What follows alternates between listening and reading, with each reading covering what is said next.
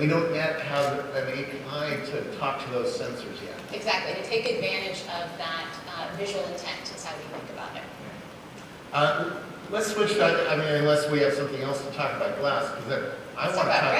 Let's talk about wrist. And last night I had dinner with the guy who runs the Consumer Electronics Show, and I said, I think the industry is bifurcating into a two-risk strategy. Risk one is going to be fashion and style and signaling of who you are, right? And I want on this wrist things like a brand that I like, an Apple, a Nike, an Oakley, something like that. Some brand that signals to me that I'm cool and with it and you know, have high status. It's fashion, it's jewelry, it's why people wear expensive watches on. It's certainly a signal. I mean, I was telling Robert backstage that I've met a few young men who actually admit to looking for other young women in bars who are wearing some sort of wrist tracking device because it says to them this is someone who cares about their health and cares about their fitness and enjoys sort of engaging in some sort of sport, and so that's actually a signal, to your point. Just a different kind than we've seen before. And on this wrist, I'm going to go for very specific kinds of utility. If Fatigue Science has a sleep monitor, I might get a device if I'm a triathlete that will let me track my training in real deep detail. The quantified self people are mostly talking about this wrist, of things that are going to study my blood, my heart rate, and all that stuff, the Basis watch, for instance. And so you're making something that's sort of fitting on both wrists right now. Yeah. Where do you think you're are you gonna win in the real utility race, or are you gonna try to build a brand that can stand up to the Apples and the Oakleys and the Nikes in terms of brand and fashion? Yeah, so I think the one problem with the two-risk approach is that, size, obviously in wearables, is a huge factor. So no one wants to wear two watches or two huge things. I know people who are wearing three right now, mostly to test them out and see what they do. Yeah, I'm wearing two right now, but it's mainly to test things out. So, we've always believed that in wearables, there's no one size fits all. There's a lot of personal preferences amongst people. So when we started the company about 6.5 years ago, we weren't focused on the wrist at all. Our first device was actually a pocket or a clippable device. And actually, it's still incredibly popular because there's a lot of people who don't want to show off to people that they're engaging in losing weight or getting more active. So they will just want to pop a device in the pocket or clip it to their bra, etc. And even on the wrist, I think there's a lot of... My wife will lost 40 pounds with your product. She wears it on the bra is like, there's our users even have a nickname for the position, which is BFC, which is bra front center.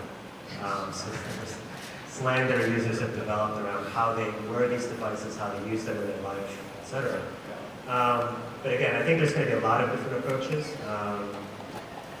ranging from what sensors are on the device, what capabilities it has, what trade-offs you want to make in terms of battery life, the price point that you want to pay, whether it's a functional or fashionable device. So again, I don't think there's going to be a one-size-fits-all. I don't know if there's going to be one dominant SKU without others. Yeah.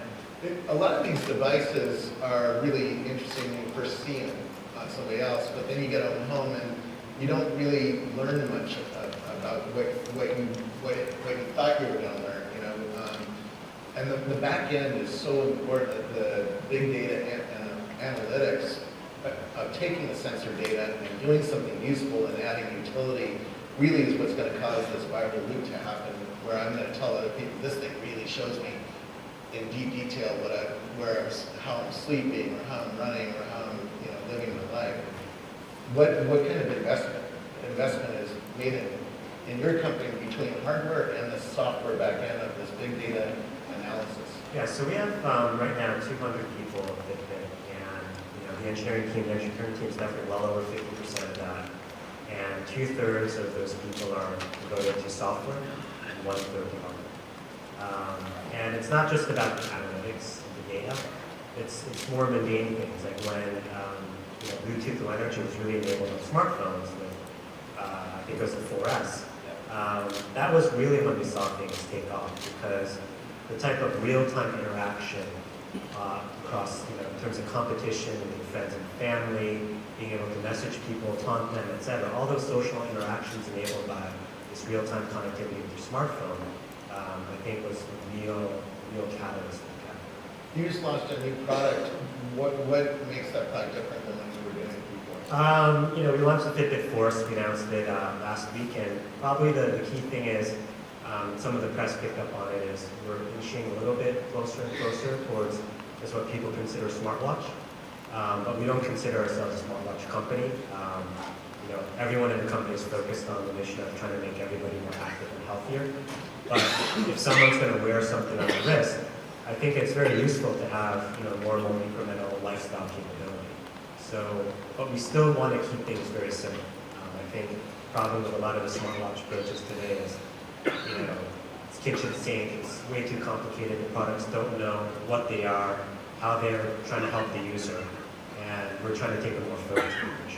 The new iPhone 5S has a new motion sensor in it, which can be used to do a lot of stuff that the Fitbit did. Why do I need a Fitbit if I have that new sensor, or how are you going to use that sensor to augment what you do on the wrist? Yeah, so the development of things like the M7, it's actually been anticipated for quite a while from us and investors, and actually it's been a huge impediment for our fundraising ever since we started the company in 2007. Every funding round we go in, and investors would ask us, what happens if the smartphone does all this? Why wouldn't someone just use a smartphone? And the answer has been the same and very simple ever since then.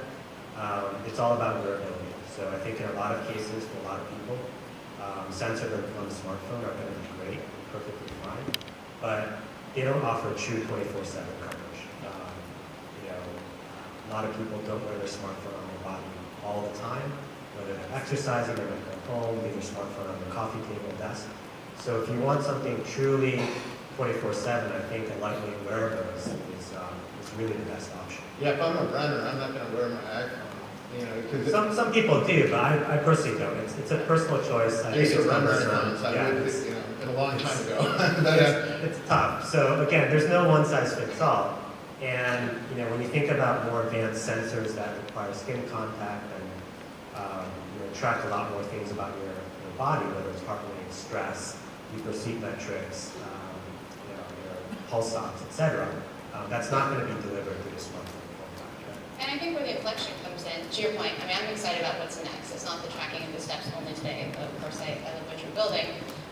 But I do get that sort of feedback from my smartphone, and I do run with my iPhone, and I have it everywhere, and I use an application called Moves fairly religiously. Yep, but because this is so close to the skin, and it will always be on you, as the sensors evolve and are able to pick up things around moisture, for example, the data that's being collected is just going to be so much more substantive than what you have alone on a smartphone.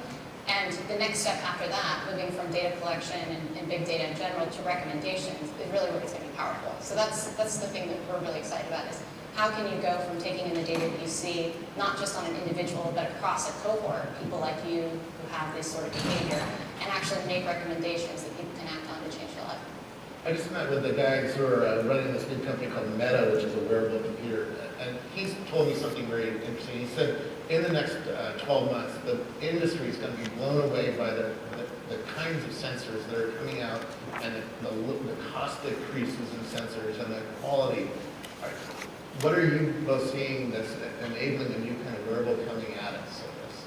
Yeah, I think, for us, we've seen it from the very beginning, which was late 2006 when Nintendo launched the Wii, and in the Wiimote, it was a $29 device that had an accelerometer, Bluetooth radio in it.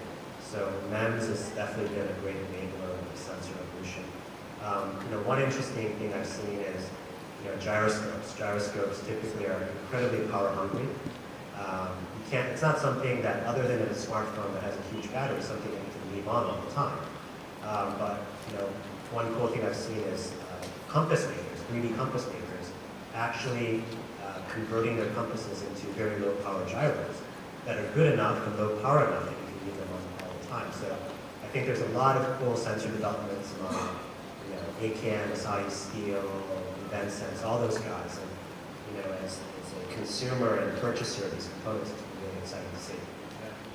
I'm hearing both from Google and Apple engineers that they're working on a new kind of contextual operating system. One that is sort of like the Moves app that you guys are running, that knows whether I'm running, skiing, walking, shopping, driving, sitting on my couch, and it's going to do something. I keep hearing that that's probably a year, 2, 3 years away, but are you guys as investors thinking about that world? Are you thinking that far ahead? Like, what's going to happen 3 years from now when we have a wearable that's actually going to know that kind of context about us? We certainly think that far ahead, but it's because entrepreneurs are already pitching us and ideas that are that far ahead. To your last question, what sensors are really interesting? I mean, from my perspective, what we've seen is a dramatic improvement, and even in the last 18 months, has been eye tracking. And there's so much eye tracking technology and sensors now that you can, whether it's glass or other type of similar true physical wearable devices. This thing has a 16 by 16 infrared eye tracker watching my pupil full time. Exactly, and you can pause for half a second. And if you think about it, that is intent. That is intent at a very physical, biological level. That's either intent of where you're going to go, that's intent of interest, it can be intent of purchase. But what you're looking at is actually sort of the most raw intent that you can surface. Yeah. Plus, when you get pulled over by a cop, they ask you to, follow the finger. This thing's going to know that I'm sober or inebriated, right? It's a new kind of privacy problem I read about in my book. These things really are, over the next decade, are really going to understand almost what we're thinking. I was wearing a galvanic skin response sensor during a talk, and the guy who invented it was watching my nervous system in real time and knew how nervous I was. And he came out and started talking to me about the red light district in Amsterdam, because his talk was in Amsterdam, and it spiked up. These things are, it's true, they're going to see inside your head. So they're going to, are you thinking about that world where you're going to have skin response sensors studying my nervous system and doing something with that? Yeah, I think the world's going to move that way. There's going to be more and more advanced sensors that come out, but as a consumer products company, I think the challenge is always not about what we can track, because technology is going to always move to that point, but what's practical at this particular moment in time that we productize a form factor, price point that people will be excited to wear. So that's actually for us the bigger challenge. How are you building the brand? Because the technology is one thing, that's engineering. The brand is harder. You have to get this thing on Olympic athletes or cool musicians. How are you building? Because Oakley did that work, GoPro did that work, Red Bull did that work. Are you following those companies and thinking about how to build a brand that resonates with teenagers worldwide? Yeah, I think the eventual goal, what we're trying to do is build a world-class consumer brand. Historically, we've been pretty efficient. Up to a few months ago, we've only raised $23.5 million in capital. So all of our to me, that sounds like a lot of money. Yeah, for a hardware company, These days, it's pretty small. There's been a lot of scary moments throughout the company's history that if we had more capital, we could have slept better at night. But for us, the power of our growth has been primarily through word of mouth, through the channel. When we launched our first product, we were selling only online at Fitbit.com, and now our products are in 20,000 stores in 17 countries. So clearly it goes to show that this whole category is really becoming mainstream. And I think the next evolution for us is really building the brand. You're about to see two giants come into this market. Google bought Win Labs, which is a wearable platform company, and Apple is working on an iWatch. I know they have 100 people working on their watch. Does that worry you? Does that excite you? And how are you going to position your company? Because I think other people are positioning the two-hand strategy, because they know Apple's going to sell tens of millions of these iWatches. How are you going to react over the next year when these two big giants come into your market? Yeah, again, we're pretty vertically focused on health and fitness, so I think there's a ton of opportunity there, not just for consumers, but in medical applications, et cetera. So for us, I think there's just so much work and products and new opportunities and technologies that we can take advantage of just in health and fitness that I think it's going to keep us busy for quite a while. Very cool. I think on that point we're going to end because you have to get to the airport, and I really appreciate having you guys on stage and giving us some insight into what you're doing. Thank you. Yeah,